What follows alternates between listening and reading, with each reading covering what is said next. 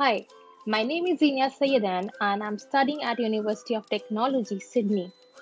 I have had a fantastic experience of Interchange 2020 and would like to share my views with you all.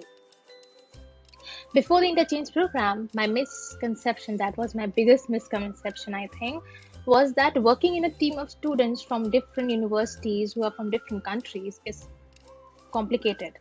But I was wrong. During the program, I really discovered and realized that people with same mindset, although they are from different countries, come up with some great ideas and solutions to solve a real world problem.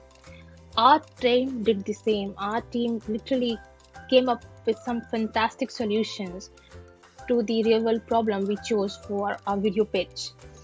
Interchange is all about managing change, using technology, and always being able to learn.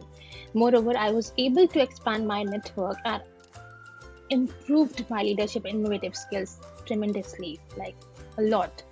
As a result, I was selected as the featured speaker at the UTS Build Completion celebration ceremony and gained that confidence of speaking publicly and sharing my views and experience.